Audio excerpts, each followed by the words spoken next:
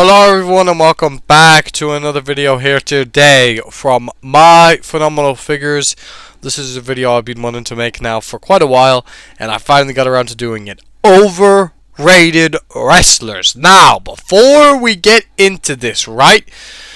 I still like most of these wrestlers on the list. Pretty much the entire list I like, other than probably one name, but I'm not going to say until we get into it. So, before all that starts, I like these wrestlers. I just think they're overrated by the IWC in a certain way, and by WWE themselves on how they get booked. Like, they're booked so well and they're booked so good and they're always involved with television, basically, that kind of thing. So yeah, let's get into the first wrestler that I think is overrated. Let's get into it. We have that said. Jade Cargill. Jade Cargill is the first one that I'm going to be talking about. I think Jade Cargill is so overrated by WWE, man. They just... like, what do they see in her? And the IWC, some IWC people do also overrate her. I'd say some people, though, definitely, like a majority of people, should at least agree with me on this one. I'm going to state my reasons, obviously. So, yeah, let's get into my reasons, right? 1. She has the mic skills of a robot. She cannot cut a promo to save her life. I'm sorry. Her promos are terrible. She had to go to NXT or something to get better promo skills developed. She needs to work on promos, man. I heard she wants to do acting? I'm sorry. What? No, bro. You can't tell me that Jade Cargill wants to do acting. If you can't cut a promo in WWE, you are never gonna be. You should never do acting. I'm sorry. Like, unless you improve. You have to improve, man. Yeah, she can't do acting. Her mic skills are terrible. 2. Her wrestling is like so the same every match. It's like not good wrestling. I was gonna say it's bad. Her wrestling's just bad. It's straight up just bad, man. She also wrestles like a surfboard. She wrestles like a goddamn surfboard, and you're gonna hear me use this about another wrestler as well. She moves like an awning bird, like board. She doesn't have any motion or any movement in her body. It's all just super stiff, and when she lands moves, it's botchy, it's sloppy, and it never looks good in my opinion. She sucks in the ring. I'm sorry. That is just straight up facts. I'm sorry to people are going to be coming at me for this one, but nah, if this video gets views, comments on that, nah. Jade Cargill, she's going to be the first. There's my reasons. Argue with me in the comments. Penta, right? There's going to be some people that are going to hate me for this one, but I think Penta is personally overrated more by WWE than the fans. I think the fans just kind of think he has like a cool look. I just don't understand what Triple H does with this guy. Like, his booking is terrible, right? He'll go out there, he'll have a random match against Grayson Waller, Xavier Woods, someone like that. He'll beat them, then that's it. I think once you've seen a Penta match, you've seen them all. They're all the same. All of his matches have the same spots. He does like the Mexican Destroyer. He'll do like the Code Red. He'll do like his super kicks, a few moves. You get a barricade spot. His matches are always the exact same. They have that same kind of fast pace at some points, slow paced. Penta wins with the Penta driver. He always does the Penta driver. And you'll get like a cool spot in there. He wins a match. That's it. Like, his matches are always just the exact same to me. He has no good promo skills. The best thing about Penta, which I think the best thing about him is he has a great look. I love his entrance. I love his look. I think he has a great look. I also really like Penta. I like Penta. I think he's good. I love the luchadors. I love luchador wrestling style. He's a good wrestler. But for whatever reason, his matches always just feel the same to me. WWE just always books these matches like the exact same way.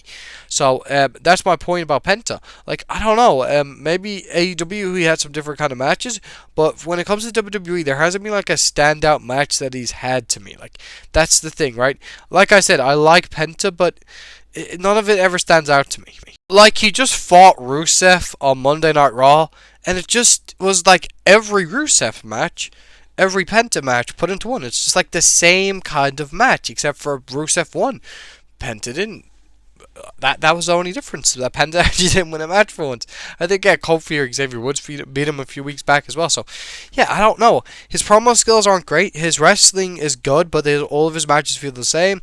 I think we need to start doing some better booking with Penta. Triple H, please start booking Penta better, because he just wins a match and then never actually builds on a feud. So maybe prove me wrong for this one, but I think Penta is overrated. Dominik Mysterio. Man, I like Dominik. I love Dominik Mysterio, right? I think he is funny. He's a good character. He plays his character very well. I like Dominik. Who doesn't like? I mean, you know. But the IWC overrates this guy so much. The stuff I hear being said. Dominik Mysterio is the greatest heel of all time. You kidding me? He's a better heel than Roman Reigns, is he? He's a better heel than Randy Orton. He's a better heel than Bray Wyatt. I'm looking at Bray Wyatt right now. I have a Funhouse and Fiend Bray Wyatt on my wall. He's better than Bray Wyatt, is he? Is he better than Bray Wyatt as a heel? No. He's better than Samoa Joe. So I have this thing on my wall in my room where it's like wrestlers at SummerSlam. It's really cool. Bray Wyatt's there. Or sorry, Samoa Joe. He's not better than Samoa Joe. Seth Rollins. AJ Styles. There's so many guys in this company that are better heels than Dominik Mysterio. He just gets heat from the crowd and boos because it's a trend to boo him. Now they don't do that anymore. It's literally like the yeet, right? That's like a trend. Yeet, you do the thing. Some people probably don't even like Jey Uso that do that. They just do it because it's fun and it's a trend and everyone does it. Same with the boos for Dominik Mysterio. It's the exact same thing. He also just gets the heat because of his dad. Because of his dad, man. It's literally just because of that. And now he basically just is always with a group. He's always with a group. He's never with it by himself. He's never been by himself. He's always with a group. He gets lifted up by someone. Then he's not the greatest wrestler either. He's just not the greatest wrestler. Yet again, he wrestles like a surfboard. Just how Jade Cargill wrestles. He has no movement, no motion in his body when he does his moves. Like his 619 is the most cardboard, surfboard, ironing board 619. Like he stays like straight. When Ray does it, he does like the little flick, and it's just so flawless when Ray does it. Anyways, Dominik's overrated. Next one. Shinsuke Nakamura. I've thought he's been overrated for years now. This is not recent. I've thought Shinsuke's been overrated for years. His only good thing about Shinsuke Nakamura, the only good thing is his theme song is an absolute banger. And they even got rid of the one that was a banger. Actually, they changed that. I still like his new one. It's good to change, but if Shinsuke comes back, go back to his older theme song. His new one is cool though, and he has a cool look. That's literally the only good things about Shinsuke Nakamura. Once you've seen the Shinsuke Nakamura match, you've seen them all. The same thing goes for Shinsuke Nakamura, what I said about Penta. Every single one of his matches are the same. Literally, it's like the thing where he goes out of the ring and then slams you back, king shots, some kicks, some clotheslines, some chops, it's just the same stuff. It's just the same stuff every time with this guy. He can't build feuds either because he can't talk actual English, so he basically gets those vignettes. But who even vignettes isn't really building a story. So yeah. Shinsuke's overrated. The amount of people that overrate Shinsuke Nakamura, I swear he is an overrated wrestler. Reasons, of course, his wrestling skills are mid and okay, in my opinion. Maybe back in the day he was a lot better, but main roster stuff from what I've seen, you cannot say Shinsuke Nakamura is that great in the ring lately. And he cannot cut a promo to save his life. And he's just he's just there, isn't he? He's a little boring. So yeah, that's that. Bron Breakker. Yeah, I like Bron Breakker. I really do. I like Bron. But he had to be on this list. I had to put him on this list for for reasons. One, promo skills aren't there. He can be funny, he can be comedic, but he's messed up his lines and he just goes like this. Woof, woof, woof, woof. Ooh, ooh, ooh, ooh. Like he literally just barks when he messes up his promos. And sometimes that's all he does. He'll bark. People say, oh, Jey Uso, oh, Jey Uso does it. It says it's yeet. But what about Bron Breakker, huh? This guy only ever barks and spears people. That's literally Bron Breakker. Anyways, yeah, he can't cut a promo. He has a generic kind of okay look. That's another thing that I would say about Bron Breakker. It's like a rip-off version of the big dog Roman Reigns, but it's a little bit cooler, I guess, because you get what I mean. It's because he's a heel, and it's just not as corny-ish kind of. But I don't know. I think Roman Reigns' big dog is even better though, you know, speaking if like, you know, but yeah, you know, I guess he doesn't wear like the things, but the vest that Roman Reigns wears, it's kind of like a rip-off character to Roman Reigns. He's good in the ring, but I think he could even be a little bit tad overrated in the ring as well. Like, the guy has incredible speed and has some incredible moveset, and he's great for that, but maybe it's just because the match he's been having lately is just against the same people. It's just the same rinse and repeat stuff that they've been doing with the guy. I don't know. Maybe that's why I'm saying this, but I feel like with Bron Breakker is, I need to see a banger with him. I haven't seen a banger with him on the main roster. I don't think any of his matches have actually been that good. And I think the thing about Bron Breakker is, my issue with him is when it comes to in-ring stuff, sometimes his matches are a little boring. He's not like my favorite wrestler to watch. He doesn't have that certain style that I like. He has like a bit of a mixture of a fast-paced and a powerhouse style, which can be good, but he's not like my favorite wrestler to watch or anything. Aleister Black. Cool presentation. Decent to good wrestler. But never seems to go anywhere. He always is just put into a feud with someone and then it never goes anywhere. Like, he never achieves anything after, like a mid-card title, world title, or anything like that, you know? I think that they definitely could improve on booking Aleister Black better, like WWE, Triple H. I don't understand where, like, he'll have a vignette, but he can't cut a promo in the ring. Like, I don't want to see another one of these vignettes on my screen, like these riddles that he cuts, like, oh, I'm so mysterious, and, Damian Priest, I beat you last week, or something like this. You know, I don't like these stupid little riddles he did. I actually just remembered he used to have the knock on my door thing. He used to have that knock on his door gimmick. If you knock on my door, I will knock you out of the ring and we'll have a match. You know, that kind of thing. He's a good wrestler. I haven't seen any other bangers from this guy, though, other than AJ and Buddy Murphy. They're the only bangers that I think he's had in his catalog in WWE. Since returning, he has not put on a great match. I don't like the way he cuts promos, because he always cuts promos in riddles. And there's just better guys like kind of this character that I would prefer. Like Damian Priest, who I think is better on the mic, in ring. Karrion Kross, even though Karrion isn't as good as the ring as Aleister, I like his promo work better. If Aleister had the promo ability of Karrion, then he would be in a good position. I'd say he would be doing quite well for himself. Bray Wyatt, Uncle Howdy, the Wyatt Six, I just prefer those kind of guys than Aleister Black. And I just think he's a bit overrated by some people. So, yeah, just my opinion on Aleister Black. That's my take on Aleister. We can move on to the next wrestler. Logan Paul. Now, before I get into it, I have to say, right, I am a big Logan Paul fan. I think, personally, that he is absolutely incredible in the ring. He is one of the best wrestlers in ring for, like, the newer guys, basically, right? For the newer guys, he is one of the best. He's better than Dom. I'm not even going to make a list, but he, like, puts Dominik Mysterio. He's in a different league than Dom. Let's just say that, alright? But his promos are terrible sometimes. His promo skills is where I think he's overrated. Like, people are like, the reason he's on the list is because promos. I just never liked Logan Paul's promos. Like, there's maybe been one that I liked where the Cena feud. He did a good job against Cena, but Cena was like streets ahead of him and is streets ahead of him in that promo. So, you get what I mean. But his promo skills, like, he'll say, like, one of the lines I remember, I'll drop you like a sack of potatoes? Like, what is this? Like, what is Logan Paul saying? His promos suck. I'm sorry. He has a podcast and he can talk and he's good at all that. But this guy's promos are always terrible. It's always the same thing in the promo as well. It's like, I'm not an outsider. I belong here. I love this and I belong here and I'm better than everyone else here. And I've only been doing this for so long. I've only been doing this for a short while. And I'm better than everyone in the back. Like, that's pretty much how a Logan Paul promo will go, if you get what I mean. And then basically the opponent will be like, oh yeah, but you're an outsider, kid. You're not an actual wrestler. You don't actually want to do this. This isn't your actual passion. You're just here to make a name for yourself. Just to build another brand for yourself, basically. That's how it goes for the promos.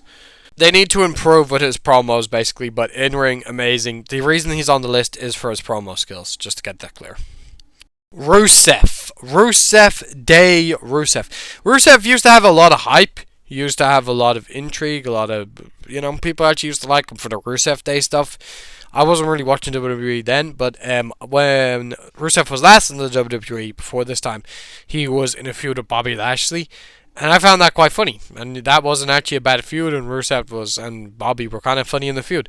That wasn't too bad. But ever since he came back, he's just like, he has this weird gimmick where he's like, I am God. And he's just like this jacked kind of big dude who basically just goes into the ring and destroys people. Like, that's his gimmick. That's literally, he's so boring. His gimmick is just so boring to me. He doesn't ever cut any good promos. He just cuts these weird ass vignettes. They gotta stop these vignettes. Just give the wrestler a mic and tell him to go out to the ring and cut a promo. Literally stop with this. His matches are okay. I thought his match with Sheamus was a banger. His match with Penta was alright. His wrestling is kind of hit or miss kind of, right? That's kind of what his wrestling is. But overall, he's not great on the mic. He has a weird gimmick. And he's just a little boring to me. He's not the most entertaining or interesting wrestler, in my opinion. Rhea Ripley. Now, I'm going to get a bit of hate for this one. I like Rhea Ripley. I think that she is one of the best current women's wrestlers. But right now, she just does the same thing. For weeks and weeks and weeks, she just said, I'm gonna get back my title that I never lost, yeah? Shout out to C-Jax for that one. He says it all the time, but it is true. That is all she ever said when she was in the feud with Liv Morgan. Her feud with Liv Morgan was not great. It was alright. It started off good, ended pretty bad. It just was so repetitive. Now all she does is, her arc is basically that she wants to get a title. That's all she does. It's like, oh yeah, I want to get my title back. I want to get my title back. Like that's Rhea Ripley's gimmick. That's her gimmick right now. She just wants to get a title.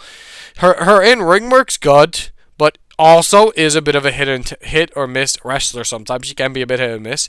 Her character right now is just dead as well. I think she needs to reinvent herself. I honestly think that she needs to change something in her character. I used to think she was really good, but maybe that was because she was with the Judgment Day. By herself, right now, I just do not find her interesting at all. I just think she's so boring. Her promos, she has not had a good promo in weeks, in years, man. Not really, anyways. Promo skills aren't the greatest. People just overrate her. Like, H overrates her, overbucks her. The IWC overrates her. Just my opinion. I think she's boring. She's stale. She needs to reinvent herself. And her promo work is not great. And her matches have been hit or miss, in my opinion. Julia. Her promo skills suck. She can't cut promos. She was put with Kiana James. It makes no sense. The pairing is the weirdest pairing. You would never say, oh yeah, you know what? Kiana James and Julia fit. They don't go together at all. They have completely different characters. One carries around a handbag, and one is like a Japanese warrior kind of character. What in the world is that? I don't know why they did that. Obviously, she can't cut promos, so they were like, oh yeah, we'll put you with Kiana James. It just doesn't make any sense. I don't know why. Her in-ring work sucks. She can't wrestle, for God's sake. I'm sorry. Her matches are just so boring and so slow. And they have that terrible wrestling style that I just do not like. It's just slow, boring wrestling. She is like so hyped up on Twitter. Like, I remember when on NXT, people would hype her up. I think she won like a best women's wrestler thing on Twitter. Like, who's the best in ring out of these? And what I've seen from her in-ring work has not been good. It's been boring on SmackDown. And she's been given opportunities to wrestle. She had a match with Zelina Vega. The match was a absolute stinker of a match. She got hyped up on NXT. Everyone was glazing her. Everyone said she was good. And she's been on the main roster now. And has she done anything good? No. She has literally done nothing good. She bores me. I'm sorry. She's not good in the ring. And obviously, she just can't really cut a promo. So, yeah, it's pretty much the same reasons for a lot of these wrestlers on the list. Jacob Fatu. Incredible in the ring. Great wrestler.